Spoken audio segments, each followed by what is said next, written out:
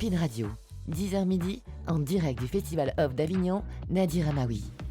Bonjour à tous et bienvenue sur le 10-12 de Speed Radio pour cette première émission avec moi. Je suis accompagné de ma chère chroniqueuse Lisa Bretzner. Lisa, bonjour. Bonjour. Et aujourd'hui, nous recevons deux spectacles. Nous recevons d'abord Cécile Fleury et son metteur en scène Yves Pennet qui viennent nous parler de 448 Psychose qui se joue en ce moment au Théâtre de la Luna. Bonjour. Mais nous recevons aussi également Sephora Ayman et Hakim Jaziri qui viennent nous parler du spectacle Elle ne m'a rien dit qui joue en ce moment à la Factory au Théâtre de Loul. Bonjour à vous quatre. Alors, c'est vrai que là, les deux spectacles, pourquoi je dis quatre, non, les deux spectacles, vous êtes les quatre invités et les deux spectacles sont sur des thèmes assez forts. Donc, mais je pense que je vais laisser la parole aux artistes. Ce sera peut-être, ils seront peut-être mieux que moi pour pouvoir parler de leur spectacle. Alors, on va commencer peut-être éventuellement par Yves. Yves, d'accord. Alors, Yves, tu mets en scène Cécile, ici présente, sur le livre de Sarah Kane, 448 Psychose. Voilà, c'est ça. C'est un spectacle qu'on a créé ici à Avignon en 2019, qui a été repris déjà 2 fois et qui est repris pour la 4e année. Encore une fois, dire combien on y est attaché, combien on l'aime et combien on le creuse d'année en année, effectivement. Je parlais en évoquant ça de géologie, c'est comme s'il y avait des couches successives qui se soient superposées les unes aux autres, ça donne une espèce de profondeur. On peut dire, vu que c'est la 4e année, que c'est un spectacle devenu culte au Théâtre de la Luna, parce que depuis que ce spectacle existe, il a été créé au Théâtre de la Luna, il n'a pas bougé depuis qu'il a été... il a bougé, mais il a été créé à la Luna, oui. On est revenu à la Luna avec... À la maison, il est revenu à la maison, tout à fait. Donc le thème de 448 Psychose est un thème quand même qui est assez intense. On va sommairement résumer, ça parle de suicide. Alors, ça parle... et de psychiatrie. Ça parle de... Voilà, sommairement, j'ai bien dit. Sommairement, non, tout à fait, ça fait ça. Bon, l'essentiel, c'est la lutte d'une femme, d'une artiste, parce que Sarah Kane a écrit 5 pièces formidables. C'est quelqu'un qui a une écriture très intense, une vraie poétesse, hein, on peut vraiment dire ça. Et donc, elle avait des problèmes psychiques. Elle était soignée pour ça et elle s'est beaucoup battue, et c'est ce qui est raconté dans ce spectacle, pour être reconnue comme une femme différente, une femme forte, une femme originale, mais pas comme quelqu'un qu'on doit assommer avec de la chimie, etc., comme on le faisait beaucoup en psychiatrie à cette époque-là et comme on fait encore toujours, hélas. Et donc c'est surtout sa lutte pour rester vivante malgré tout ça, et c'est finalement un message d'espoir. Une des dernières paroles qu'on écoute dans le texte, c'est aucun suicidé ne désire mourir, c'est au contraire une lutte pour essayer de rester le plus vivant possible. Cécile, donc, comme nous l'a dit Yves, c'est la 4e année que tu joues ce spectacle. C'est un spectacle qui est quand même assez fort en mots et même physique. Il est très organique et très intense comme spectacle. Comment tu as commencé à travailler ce personnage et comment tu le vois évoluer depuis 4 ans? Alors, grande question. En fait, c'est un texte que j'ai découvert il y a plusieurs années maintenant. Je dois bien faire une bonne quinzaine d'années que j'ai découvert ça en travaillant des séquences dans les ateliers avec Yves, que je connais maintenant depuis 22 ans. Et donc c'est en découvrant des bribes de ce texte qu'il y a vraiment une vraie rencontre très puissante avec l'écriture et avec vraiment le message profond de 448 et de Psychose, qui est à mon sens en tout cas au-delà du suicide et de la psychiatrie, que c'est vraiment une histoire d'amour, une histoire de liberté et une histoire d'amour dont elle parle avant tout. Et cette force-là, cette puissance-là, je trouve qu'il y a vraiment un écho qui se passe dans l'humain. Et ça m'a vraiment donné envie, en tout cas, de poursuivre l'aventure et de monter la pièce avec Yves, que je connais donc depuis très très longtemps, avec qui il y a vraiment une complicité artistique, une entente professionnelle qui permet aussi de travailler en toute confiance et sereinement sur un texte d'une telle intensité. Il y a un tel engagement émotionnel, physique, et une belle connivence qui se passe avec le metteur en scène sur ce projet. Alors, je tiens à dire qu'il y a déjà eu plusieurs traductions existantes de 448 Psychose. Là, on n'a pas précisé. C'est une traduction qui a été faite pour le spectacle, qui a été faite par Evelyne Piaillet. J'ai peur de me tromper sur le prénom. Voilà, c'est une nouvelle traduction du texte de Sarah Kane pour le spectacle. Ah pardon. Bon bah je dis des bêtises. On me dit rien dans cette émission, voilà. Voilà. Je suis au courant de rien, moi. C'est la Qui êtes-vous d'ailleurs? C'est ça. Voilà. C'est la traduction. Donc Evelyne Piaillet, effectivement, c'est la traduction officielle des éditions de l'Arche. Voilà, qu'on a repris, qu'on a respecté, parce que cette traduction, je trouve en tout cas, est très juste. Et par contre, il y a eu récemment une nouvelle traduction de Séverine Magua dans une autre. Très récemment. Voilà. Mais en tout cas, cette traduction n'a pas été faite par la compagnie du refuge. Voilà. C'est la traduction la plus fidèle que vous avez trouvée du texte de Sarah Kane. Voilà. Et des fois, je dis pas que des bêtises. On revient à vous dans un instant, parce qu'en plus, Lisa a vu le spectacle il y a. Oui. Et puis moi, alors, vas-y, je te laisse la parole, Lisa. Vas-y. Oui, je peux poser une question par rapport à Sarah Kane Non. Juste une petite question. Est-ce que c'est un texte qui, pour vous, avait été écrit vraiment pour le théâtre à la base, parce que c'est un côté très journal intime dans mon souvenir, et puis en fait elle l'a écrit avant de se suicider. Est-ce que vous pensez que dans sa tête ça devait être une pièce, ou c'était plus oui, bien sûr, oui, elle a écrit uniquement pour le théâtre. D'accord. Elle a écrit 5 pièces, et elle a toujours pensé ses écrits comme devant être dits sur une scène, même si ce n'est pas des dialogues. Enfin, il y a des dialogues entre elle et son psychiatre, mais c'est comme on le joue nous, et comme ça avait été créé en France par Isabelle Huppert, monté par Claude Régis, c'est une seule personne qui assume tout. En ça, tu as raison, c'est comme un journal intime, d'une vie intérieure, puissante, bouillonnante, etc. Mais ça a toujours été pensé pour le théâtre, absolument. Mais ça n'a jamais été créé de son vivant. Alors non, puisque... Pardon. Oui, je t'en prie, vas-y. Oui, c'est la seule pièce qu'elle n'a pas jouée. Ouais. Effectivement, dans les 5, elle a écrit 5 pièces de théâtre, elle a joué dans les 5 pièces, elle a monté je recommence. Elle a écrit 5 pièces de théâtre, elle a mis en scène et interprété les 4 premières, mais 448 de Psychose, c'est la seule qu'elle n'a pas eu le temps de jouer, effectivement, puisqu'elle s'est suicidée peu de temps après. Mais après, effectivement, on peut penser qu'il y a une valeur testamentaire dans ce texte. Mais voilà, je crains que ça soit réducteur, et que ça stigmatise déjà l'auteur et un texte magnifique, parce que c'est avant tout, à mon sens, un témoignage de vie, vraiment, et c'est une œuvre d'art. Voilà, c'est une écriture, c'est écrit dans une démarche de création. Ce qu'elle a fait après, ça la regarde, effectivement. Et je me demande si c'est pas peut-être le texte de Sarah Kane que l'on connaît le plus. Parce qu'il y a l'histoire du suicide derrière c'est ça. Qui a marqué aussi, quoi. Le texte a dépassé la réalité, finalement. C'est pour ça qu'il est devenu assez culte. Pardon. On va revenir sur ce texte dans quelques instants, parce qu'on a 2 autres invités et un autre spectacle autour de la table. Alors, le titre, moi, je le trouve sublime. J'en ai déjà parlé il y a quelques jours. « Elle ne m'a rien dit ». Le titre parle de lui-même. Donc, c'est toi, Hakim, qui l'a écrit. On va rentrer dans les détails après, mis en scène, et qui l'interprète également avec la demoiselle qui est à ta droite, Sephora Ayman. Je ne me trompe pas dans le nom, parce que vu que je dis que des bêtises depuis tout à l'heure, je peux me tromper dans dire les prénoms. Nous concernant, t'es parfait. Ça veut dire que j'ai plus travaillé ce spectacle que celui-là, c'est ça. Qu'est-ce que ça veut dire, ça? C'est la première émission, elle démarre bien, cette émission. Alors, elle ne m'a rien dit. Alors, c'est très compliqué à expliquer, parce que c'est basé sur une histoire vraie, qui est l'histoire d'Ager et de Alam Seili.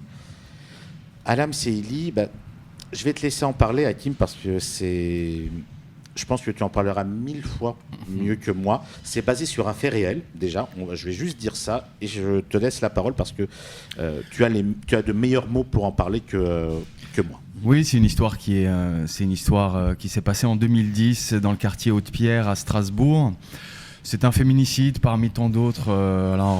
Je remets juste en exergue la raison pour laquelle est-ce qu'on a fait ce spectacle, et c'est qu'il y a une réalité aujourd'hui, malheureusement, qui se quantifie plus ou moins, enfin pas plus ou moins, tous les 2 jours et demi en France, qui est le fait qu'une femme meurt sous les coups de son conjoint, de son compagnon, de son mari, de son ex-conjoint, ex-compagnon, ex-mari.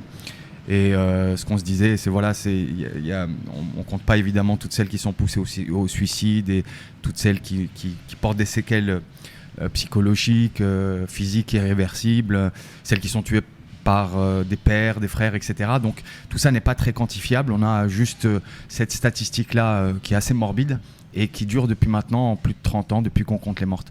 Donc il y avait ce postulat de départ qui était extrêmement fort, et en même temps il fallait impérativement trouver une histoire aussi qui soit une histoire à dimension humaine et universelle.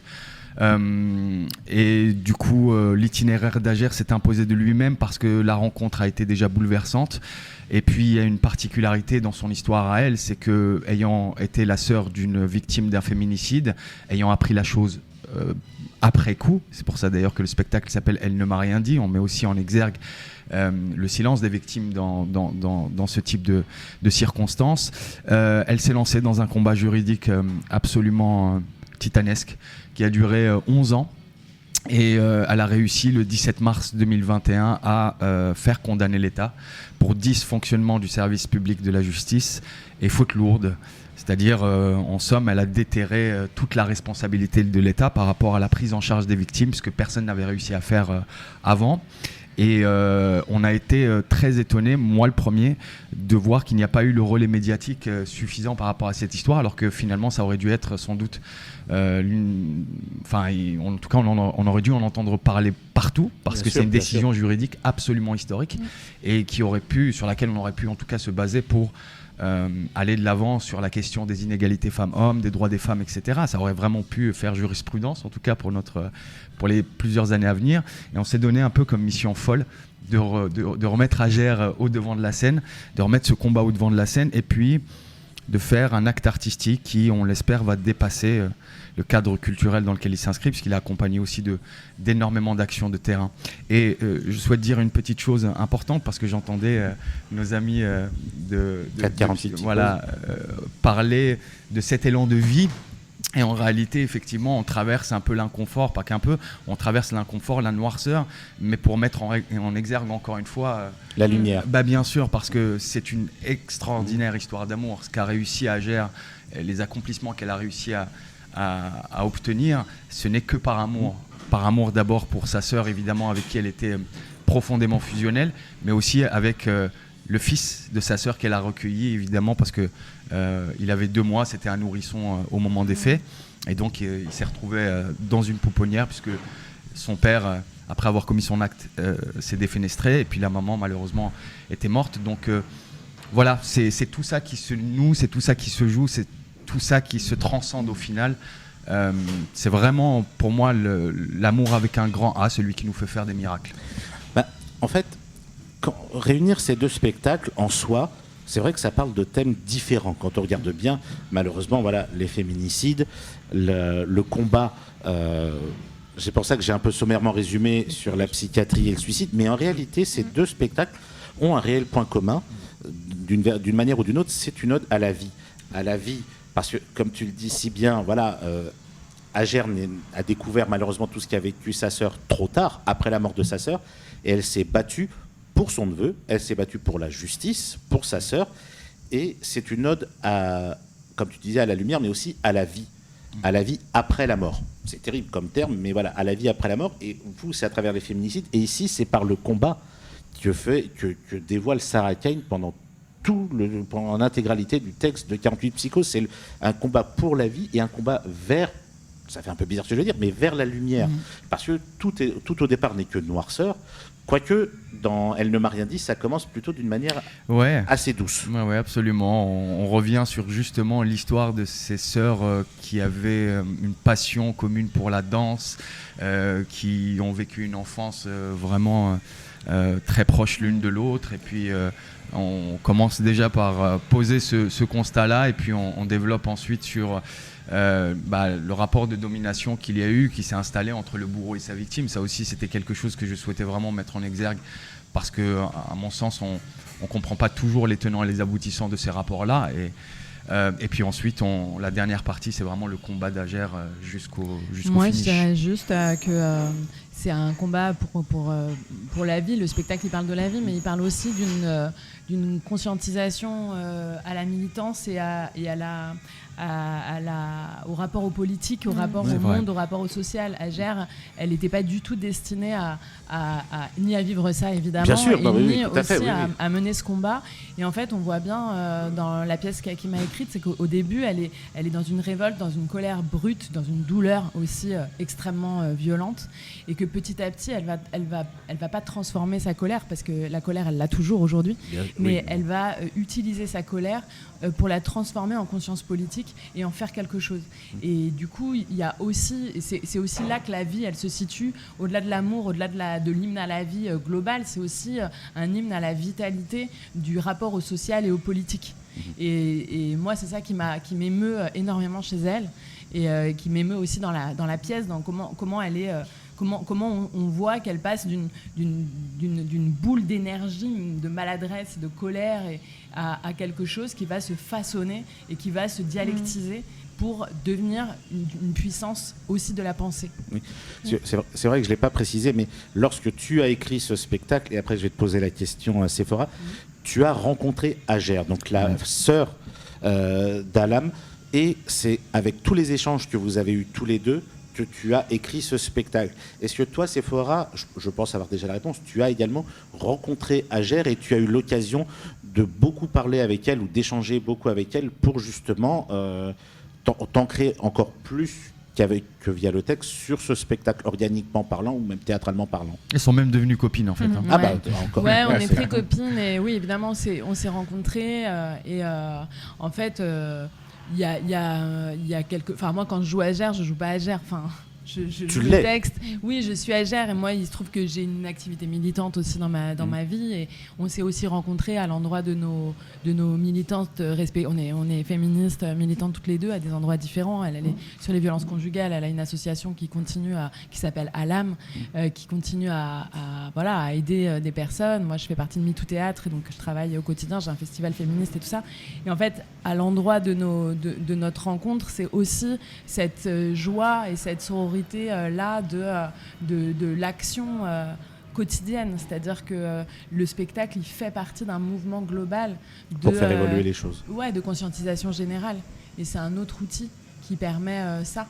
Et c'est sûr que Agère et moi, on a plein de choses en commun. J'ai l'impression qu'il y a un autre point commun entre les deux textes, finalement, c'est que c'est aussi des discours sur les institutions.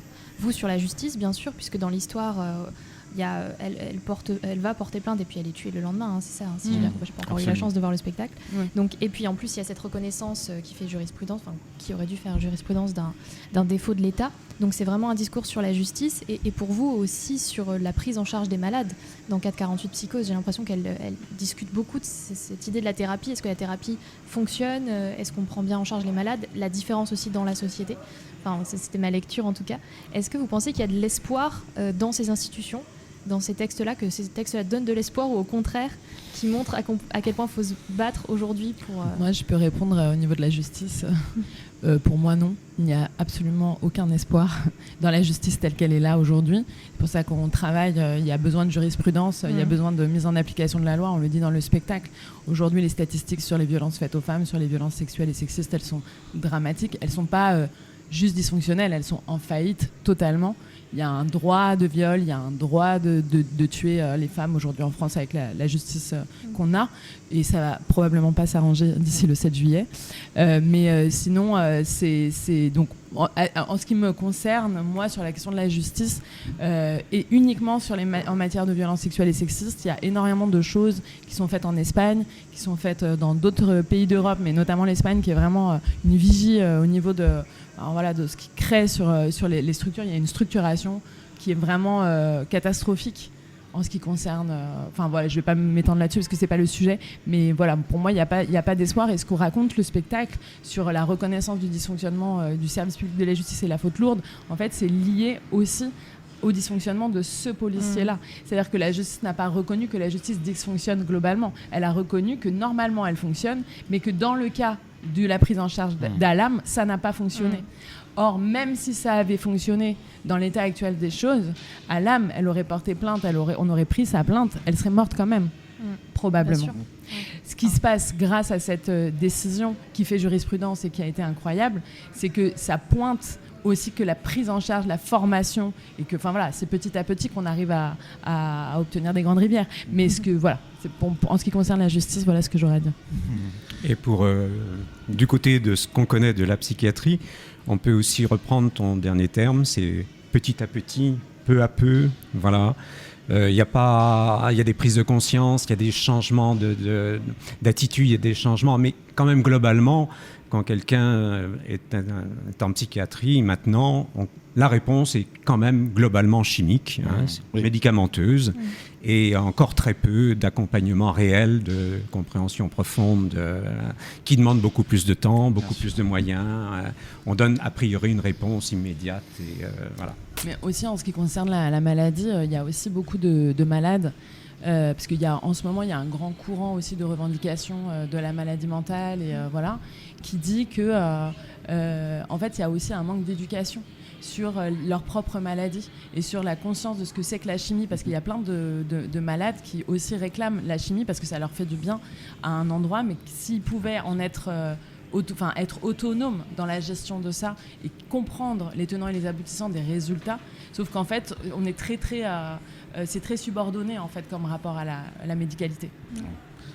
Alors, on va devoir marquer une courte page de publicité, et juste avant, le petit jeu concours de Speed Radio. Vous pouvez gagner un iPhone 15. Il suffit tout simplement de répondre à une question. Après les 9 ou 12 coups du brigadier, combien reste-t-il de coups à frapper? Première réponse, 3. Deuxième réponse, 9. Pour participer, envoyez Speed au 7 14 15 et le tirage au sort aura lieu le 21 juillet à 20h. Nous marquons une courte page de publicité et nous nous retrouvons dans quelques instants. A tout de suite. Speed Radio consacre ses programmes au Festival of d'Avignon du 29 juin au 21 juillet en direct de la station by Namas Trio. Et nous sommes de retour sur Speed Radio pour le 10-12 avec Hakim Jaziri et Sephora Ayman qui viennent nous parler de Elle ne m'a rien dit. Rebonjour Hakim et Sephora. Bonjour. Et nous sommes également avec Cécile Fleury et Yves Penet qui viennent nous parler de 448 Psychose au Théâtre de la Luna. Yves, qu'est-ce que tu es en train de faire là? C'est menotté. Il y a Yves qui s'est menotté avec les tours de cou de Speed Radio. C'est terrible ça. Voilà, on a 5 minutes de pause. Il y en a qui font des bêtises. Alors, que disions-nous déjà avant la fin de avant la coupure pub? Je ne sais plus. On parlait de la maladie mentale. Ah oui, c'est vrai. Et On était sur un sujet très gai. Voilà. L'évolution des institutions judiciaires et psychiatriques. Bah, on va rebondir là-dessus parce que joyeux. Voilà, mais on peut rebondir là-dessus parce que c'est vrai que, comme le disait Lisa, je suis tout à fait d'accord avec elle. D'un spectacle comme l'autre, on est sur des institutions qui soit qui évoluent mal, soit qui n'évoluent pas assez vite, ou même qui n'évoluent pas du tout. On en parlait avec toi, Sephora, au niveau de la justice. C'est vrai que comparé à nos voisins européens, la justice concernant que ce soit les violences faites aux femmes, les agressions ou même les féminicides par rapport à l'Espagne, au Portugal et même aux États-Unis, ou en aux France, pays nordiques. Voilà, oui. Le Portugal. Ouais, le Portugal, non, pardon. L'Espagne, les pardon. États-Unis, non plus. Ils sont sur les agressions sexuelles, ils sont quand même beaucoup plus. Les statistiques sont à peu près. Enfin, faut vérifier, mais vraiment, en fait, l'Espagne fait figure d'exception. Ouais, d'exception. Vraiment par rapport au reste du monde, parce que en fait, ils ont déjà mis des moyens différents. Ils forment spécifiquement des procureurs, des procureuses, des juges d'instruction et tout qui sont spécialisés en matière de violence sexuelle. Et ils ont inversé le rapport à la preuve. C'est-à-dire qu'en fait, en France, c'est la victime à prouver qu'elle est victime. En Espagne, c'est l'agresseur qui doit prouver qu'il n'a pas été agresseur. C'est-à-dire que par défaut, il n'y a pas de consentement de la victime. Donc forcément, ça change tout. Oui, donc en fait, ici en France, j'allais dire un terme, mais c'est un terme que j'aime pas trop, parce que sur certaines choses, c'est pas le cas. J'allais dire que la justice est mal faite. Non, c'est que la justice n'a pas été formée comme elle aurait dû être formée pour ces actions-là. Non, la justice est vraiment mal faite. C'est-à-dire qu'en fait, structurellement, la justice, elle est construite pour protéger certaines personnes au détriment d'autres. En matière de violence sexuelle, encore une fois, je ne parle pas de la justice globale et générale, parce que déjà, je n'ai pas l'expertise, et puis en plus, c'est pas exactement la même chose. Mais en fait, non, quand tu disais elle a mal évolué ou elle n'a pas assez évolué, en fait, elle a été construite Elle a été mal construite au départ. départ. Elle a été absolument mal construite au départ. Et quand on doit documenter son viol en fait pour pouvoir obtenir justice, c'est pour ça qu'on a moins d'1% des agresseurs qui sont condamnés. C'est pour ça qu'on a 86% de plaintes classées sans suite. En fait, on est vraiment sur un ratio qui est complètement délirant. Voilà, c'est-à-dire que là, en l'occurrence, c'est même pas que y a des vices de procédure ou que c'est un peu compliqué. C'est que structurellement, c'est pas fait pour rendre justice à la violence qui est subie pour les enfants et les femmes en grande majorité. Mais dans la pièce, ton personnage fait le choix de passer par la justice pour faire reconnaître aussi ses droits. Ouais. Donc, quelque part, j'ai l'impression que ça redonne un peu d'espoir. En tout cas, ça donne envie de se battre et de passer par les institutions pour peut-être les réformer, mais de garder quelque part cette foi qui nous permet derrière de faire société quand même dans ces institutions. Tu as tout à fait raison. De toute façon, comment faire autrement ? C'est vrai que moi, j'avoue qu'être plongée dans les statistiques toute la journée, accompagnée des victimes de violences toute la journée, à un moment, c'est très, très, très décourageant. Et surtout, c'est-à-dire que voir les choses dans leur réel, c'est-à-dire, c'est aussi un pont que je fais avec Sarah Kane, pour le coup, c'est-à-dire que l'écriture telle qu'elle est... moi, quand j'ai lu Sarah Kane, j'ai l'impression qu'elle essayait aussi d'arriver vachement à l'os, de définir de quelque chose qu'elle ressent, comment elle le vit à un endroit qui est parfois difficile à saisir. Et là, c'est un peu ça aussi que ça me fait. C'est-à-dire que voilà, on est totalement démunis et en même temps, effectivement, Hajar, elle s'est battue avec ces outils-là. Mais quand je parle de conscientisation globale, au départ, elle est partie avec quelque chose qui était un peu instinctif. C'est-à-dire qu'elle avait cette révolte, elle voulait aller chercher ce policier qui n'avait pas pris la plainte de sa sœur, qui lui a dit quand même, vous direz que c'est de la faute de la police si vous arrive quelque chose. Et en fait, elle a cherché ça, et au fur et à mesure du temps, la plainte, elle s'est transformée contre l'État et pas contre ce policier. Et il y a quelque chose qui s'est transformé et qui a eu une vertu plus globale et qui a rendu justice à sa sœur dans une certaine mesure de façon plus large. Parce qu'au point de départ, elle ne savait pas du tout où elle allait quand elle a souhaité aller aller porter chercher ce policier. Voilà. Elle voulait retrouver ce policier. Oui, elle savait où elle allait parce que elle savait pas l'impact que ça aurait. Non, du tout. Et c'est d'ailleurs pour ça, c'est pour cette raison d'ailleurs que son combat juridique a duré plus de 11 ans en fait. Oui. C'est qu'elle est passée par d'abord tous les tribunaux possibles imaginables, l'administratif, le civil, le pénal, etc. On l'a renvoyé. Il se renvoyait comme ça la patate chaude, puisque après 2014, elle a eu le soutien inconditionnel du doyen des juges d'instruction du tribunal pénal de Strasbourg, qui lui a constaté très clairement les dysfonctionnements dans le cadre de la prise en charge de sa sœur, qui a écrit un courrier dans ce sens-là. Et c'est à partir, si vous voulez, de ce soutien-là, qui était totalement inespéré, que la condamnation de l'État a commencé à se faire voir à l'horizon. Et donc, 7 ans plus tard, elle a réussi effectivement à condamner l'État. À partir de 2017, en gros, elle a été baladée de tribunal en tribunal parce qu'aucun des tribunaux n'avait envie de faire condamner l'État pour la première fois de l'histoire, dans une affaire de féminicide et de prise en charge de victimes. Donc, mais ils savaient que ça allait être fait, qu'il n'y avait pas d'alternative possible. Donc voilà. Juste, moi, alors, ce spectacle, c'est pas un plaidoyer contre les institutions. Non, c'est bien sûr que c'est très important. Et Sarah Kane, d'ailleurs, je pense non plus, évidemment. Je crois que dans la grande transversalité de la vie, dans des parcours comme ça et des témoignages comme ça qui sont plein de yin et de yang, plein de haut et de bas, c'est très sinusoïdal. C'est la vie en fait dans toute sa splendeur. Et pour nous, l'idée, c'était vraiment de dire, ok.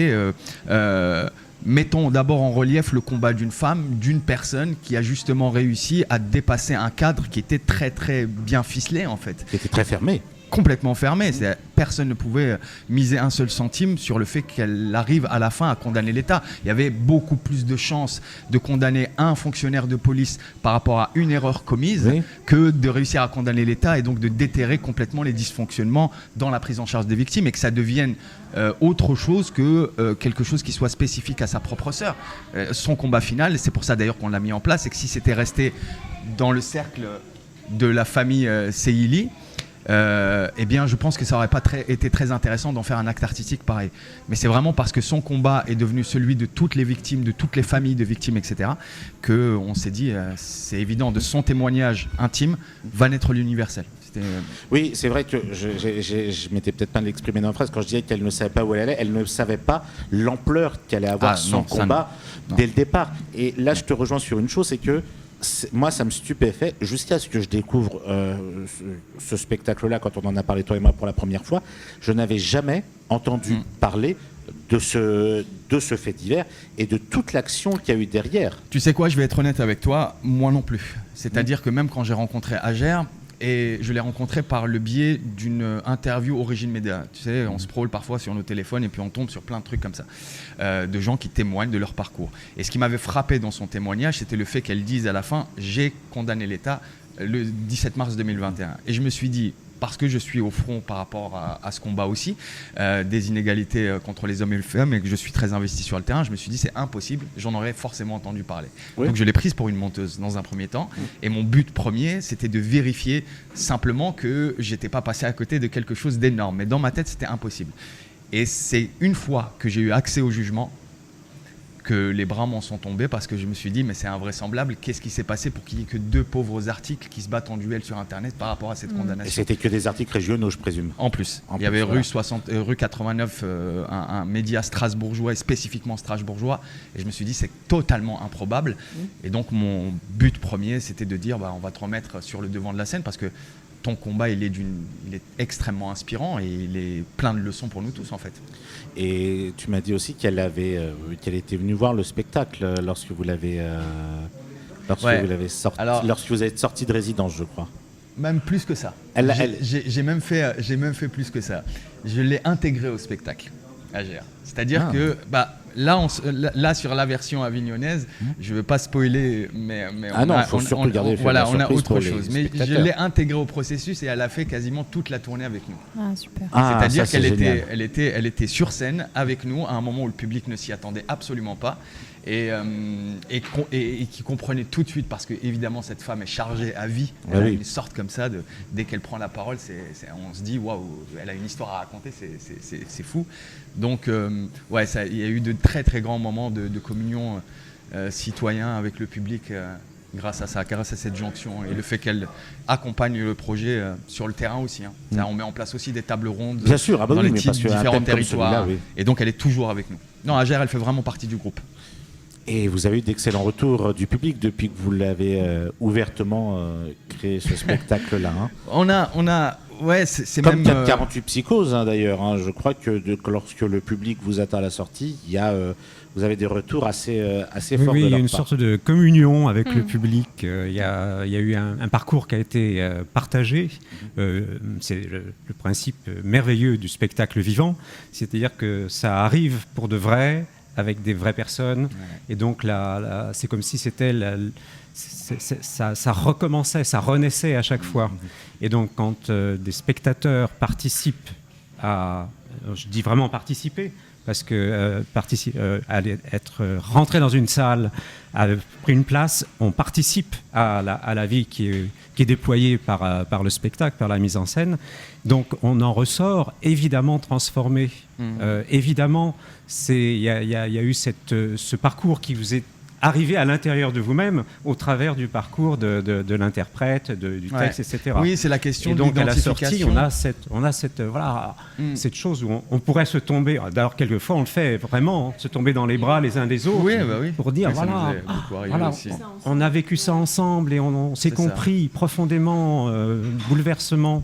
Le public s'identifie un peu au personnage de la pièce. Mais c'est pas tant au personnage de la pièce qu'au propos. Au propos, pardon. Oui, au moment partagé, en fait. Il y a quand même aussi, dans Elle ne m'a rien dit, il y a aussi la volonté de faire en sorte que le parcours d'Agère, de conscientisation, ce soit aussi un parcours de spectatrices qui, à un moment donné, on ne sait pas qui sont ces gens, s'ils sont déjà conscients, conscientes, ou s'ils ne le sont pas du tout, mais on s'adresse à elles et à eux avec l'idée de dire, en fait, c'est un problème collectif. On ne peut pas tout attendre de l'État, on ne peut pas tout attendre de la justice. Non, on peut pas... non, ça c'est sûr. Il y a quelque chose c'est où certain. on est responsables les uns les unes des autres. Les violences, on peut en être témoin, oui, c'est la question. C'est structurel, en fait, chacune, à un moment, on a le droit, on peut agir. Et c'est ça, c'est aussi cette question collective, c'est aussi à cet endroit-là qu'on se retrouve. Oui, c'est ça. C'est-à-dire, c'est vraiment une question de principe de conscientisation collective. C'est qu'est-ce qui nous concerne tous et comment ça nous concerne et comment est-ce qu'on peut pallier aux obstacles que l'on vit collectivement aujourd'hui pour essayer d'atteindre quelque chose qui soit plus juste, plus équitable, plus égalitaire, moins éprouvant, plus humain. Voilà, c'est vraiment notre recherche et je pense qu'effectivement, il y a un vrai parallèle entre le texte de Sarah Kane et ce témoignage-là, parce que ces deux témoignages, on est vraiment dans ce que la vie nous offre de plus sinusoïdal. L'ombre et la lumière se mélangent à chaque fois et c'est aussi ça le principe d'identification. Les gens vivent plein de trucs très différents dans la vie en fait, et peu importe le sujet, peu importe là où ils sont, et quand ils retrouvent sur une scène de théâtre la vie dans sa transversalité de cette manière, je pense qu'il y a un principe d'identification très fort, pourvu que nous on soit aussi raccrochés à cet objectif-là, de dire on veut des prises de conscience, on veut partager, on veut créer des moments de communion. Tu voulais rebondir sur quelque chose? Ouais, sur cette idée d'identification, je me posais la question par rapport à Sarah Kane, parce que 448 Psycho, c'est quand même un texte très énigmatique. Est-ce que ça vous est arrivé de discuter à la sortie avec des spectateurs ou spectatrices qui avaient des visions que vous n'aviez pas du tout anticipées et des choses très surprenantes, des interprétations surprenantes du texte? Oui, il me semble que c'est le principe des écritures qui sont de nature poétique. Il y a des choses claires et des choses qui ne sont pas claires. Donc il y a des choses qui parlent directement à la compréhension, au rationnel. Il y a des choses qui te parlent à ton instinct intérieur, à ta sensibilité. À l'organique. Ouais. À l'organique. Et ça, évidemment, la réaction peut être très très différente suivant les gens. Parce qu'il y a des... Ça fait appel aussi à des parallèles avec toi, avec ta vie, avec ce que tu sais de l'humain. Et ça peut être très très différent, évidemment, suivant les gens. Voilà. Ce qui est beau, c'est que ça touche, que la connexion soit faite à un moment ou à un autre. Voilà. Et elle se fait, bien entendu. Merci. Est-ce qu'il y a un moment, que ce soit dans 448 ou dans Elle ne m'a rien dit, où vous avez eu le plus de retours du public en disant mais ça m'a fait penser à moi, ou ça m'a fait penser... Alors, dans Elle ne m'a rien dit, je pense que oui. Je pense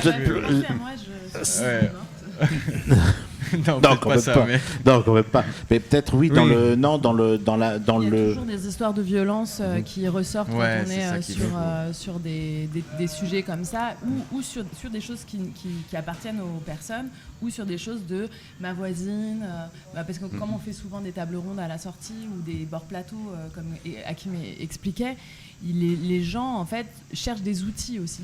Et sont mais concrètement, qu'est-ce que je peux faire, comment je peux agir, parce qu'on est quand même bâillonné, on est paralysé. Aujourd'hui on sait qu'il y a le choc post-traumatique, il y a le principe de sidération, donc les victimes elles-mêmes elles sont sidérées. En fait on sait aussi aujourd'hui que les victimes parlent mais qu'elles ne sont pas entendues, ou qu'on ne sait pas comment les entendre, parce qu'on ne sait pas quoi faire d'une parole comme celle-là, qu'on ne sait pas comment la propager, qu'on ne sait pas comment s'en emparer, parce qu'on n'est pas formé à ça. Enfin, je veux dire, on n'est pas formé à entendre de la violence, à savoir quoi faire, à qui le signaler, comment, voilà. Donc ça, c'est aussi des moments où on discute et on cherche des outils ensemble. En fait, ma voisine, que je sais qui a un problème, comment je peux, en fait, c'est pas une forme d'intrusion, c'est pas respecter l'autre que de la laisser dans sa bulle. En fait, on est co-responsables les uns les unes des autres, et donc à cet endroit-là, il y a toujours des paroles qui s'ouvrent et qui disent ça m'a fait penser à, et moi et machin, et en fait c'est des gouttes et des gouttes et des gouttes sur les grandes rivières. On a aussi déjà vécu aussi beaucoup à travers cette tournée des gens qui découvrent aussi leur propre traumatisme ou leur propre rapport par rapport à cette question-là, qui en ont entendu parler, où ça existe dans leur petit cercle intime ou un petit peu plus élargi, et souvent ils savent pas ce qu'ils viennent chercher, mais ils viennent chercher quelque chose, et une forme de lumière comme ça s'allume à la fin du spectacle, lors de ces échanges. Il y a aussi, comme disait Sephora, mais ça c'est très important de le mettre en exergue, il y a cette volonté de comprendre comment est-ce qu'on peut en arriver là, comment est-ce qu'un rapport de domination peut être j'ai plus le terme, mais tu vois, quand un dominant devient très très dominant, un dominé très très dominé, il y a un écart, voilà, qui est un fossé. Voilà, c'était ça le terme que je cherchais, qui est très énorme. Et ça, c'est quelque chose qu'on retrouve beaucoup dans la vie de tous les jours. Il y a la question de la volonté aussi. Les gens ils se disent mais en fait si elle part pas, c'est que en fait elle y trouve son compte ou que en fait elle est à un endroit où si elle avait besoin d'aide, elle me le dirait et tout ça. En fait aujourd'hui on sait que les mécanismes d'emprise, les mécanismes de violence, ils sont très inhibants, ils sont très paralysants et donc en fait ça demande un effort et un acte de la part des personnes qui sont aussi autour de choper les petits éléments et parfois en fait respecter le cadre de l'autre, c'est pas forcément attendre qu'il vienne à nous. D'accord. Et d'après ce que tu m'as dit aussi, Hakim, associativement parlant, le spectacle est très suivi. Très. Est-ce que, en soi, c'est quand même une preuve que, là je parle d'Elle ne m'a rien dit, mais peut-être d'une certaine manière 48 Psychoses aussi, des spectacles comme cela sont salutaires pour aider les victimes de toute violence existante, que ce soit la violence physique, les féminicides, les violences sexuelles, les violences chimiques via la psychiatrie. Est-ce que des spectacles comme les vôtres ne peuvent pas être considérés justement comme des spectacles salutaires, utiles, voire même nécessaires pour aider toutes les personnes qui sont victimes de ces violences-là? Moi, c'est ma visée. Moi, pardon. Vas-y, je te laisse. Je t'en prie, vas-y. Oui, bien sûr, tout à fait. Et ça me fait penser quelquefois quand on tracte, je vois Cécile qui parle longtemps avec quelqu'un, je dis bon, c'est une personne intéressée pour venir au spectacle. Je dis, non, ils l'ont vu hier. Et il y a tellement de choses à dire que je dis bon, formidable, etc. Donc c'est certain qu'il y a cette dimension très importante. Je dirais que c'est pas tant pour aider les personnes victimes que pour conscientiser globalement les personnes qui ne le sont pas nécessairement et nous rendre tous co-responsables les unes et les uns des autres et donc aussi pour par ricochet victimes, forcément. Oui, mais en fait le but premier c'est pas forcément d'aider les victimes, c'est-à-dire que tous les travaux associatifs, les associations qui sont là pour aider ponctuellement, concrètement des femmes victimes de violences ou de les mettre dans des foyers, de les sortir, parce qu'en fait les institutions, les associations elles pallient les problématiques de l'institution et donc parce qu'il n'y a pas les moyens nécessaires pour voilà, mais paradoxalement du coup et de façon perverse en fait on fait fonctionner l'institution sur le dos du travail gratuit des militants et des militantes la plupart du temps. Mais au-delà de ça, évidemment qu'on est des personnes ressources quand on fait un spectacle comme celui-là pour parler et aider les personnes victimes. Mais c'est aussi, en fait, à visée globale et idéale de faire en sorte qu'il n'y ait plus de victimes. Oui. Donc, de conscientiser le reste du monde à ça. Parce qu'on n'est pas tous et toutes victimes. Et ça, oui, mais touchons du bois pour que ce soit le choc salutaire pour toutes ces violences-là. Ce sont les dernières minutes de l'émission, donc je tiens à vous remercier Cécile, Yves, Séphora et Hakim d'avoir... Je voulais juste, pardon Nadir, dire, voilà, nous, étant donné que le Festival d'Avignon commence là tout juste, il a commencé hier, et qu'on a notre relâche, pour nous en tout cas le 2 juillet, je crois, mardi, donc on s'est dit qu'on allait... par rapport à cette émission, par rapport au fait évidemment que tu nous aies offert cette parole et on te remercie beaucoup. On a pu développer, c'était vraiment très chouette. On aimerait inviter les auditeurs de Speed Radio. Mais avec le plus grand plaisir, à venir un très ce soir, beau cadeau. par exemple, ou demain.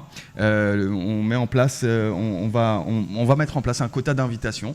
On va pas donner de limite pour l'instant. Ceux qui, en tout cas, nous écoutent aujourd'hui sont invités avec grand plaisir ce soir et demain soir à 22h30 au Théâtre La Factory. Avec un mot de passe. On va donner un petit mot de passe. Est-ce qu'on peut donner comme mot de passe Speed Radio. Speed Radio. Voilà. Speed Radio, le mot de passe. Grâce à la billetterie. Voilà, à la billetterie, donc du théâtre, la Factory au théâtre de Loul. Si vous venez ce soir et demain soir à 22h30 en donnant le code Speed Radio, vous pouvez venir gratuitement voir Elle ne m'a rien dit. Exactement. Très beau spectacle d'Hakim Jaziri, d'après l'histoire vraie d'Ager et Alam Seli, avec Séphora Ayman. On va donner aussi les autres comédiens, Antoine Formica, Lisa Ours et Corinne Juresco. Et toi, Hakim Jaziri, bien Exactement. sûr. Merci Yves et Cécile. 448 Psychoses à 13h au Théâtre de la Luna. Vous êtes, vous, en relâche Jamais. Ils sont jamais de relâche. Ils ne dorment jamais. Ils ne dorment jamais. 448 Psychoses, c'est comme Sarah Kane, elle ne dort jamais. Voilà. Eh bien, écoutez, merci beaucoup à tous les quatre d'être venus pour cette première émission. Merci à Lisa de m'avoir suivi jusqu'à Avignon pour ça. On va rappeler le jeu concours de Speed Radio avant de rendre l'antenne. La question, c'est après les 9 ou 12 coups du brigadier. J'essaie d'être le plus clair possible cette fois-ci. Combien reste-t-il de coups à porter? Première réponse, 3. Deuxième réponse, 9. Pour y participer, vous envoyez speed au 7 14 15 et le tirage au sort aura lieu le 21 juillet à 20h. J'ai tout compris, Nadia. Là, vous avez tout compris. J'ai tout compris. En fait, c'est moi qui n'étais pas clair la première fois. C'est ça. Merci à tous. On va marquer une pause musicale et publicitaire et on se retrouve dans quelques minutes avec de nouveaux invités. On vous souhaite une bonne journée. À tout de suite pour ceux qui restent. D'ailleurs, vous avez tous intérêt à rester. Les auditeurs, je précise, vous les invitez. Il faut quand même que je vous libère parce qu'il y en a qui vont jouer. Continuez ça. Et on se retrouve dans quelques instants. Bonne journée à tous. Merci. Bonne journée. journée. Au revoir. Tsugi Radio consacre ses programmes au Festival of d'Avignon du 29 juin au 21 juillet en direct de la station by Namas Trio.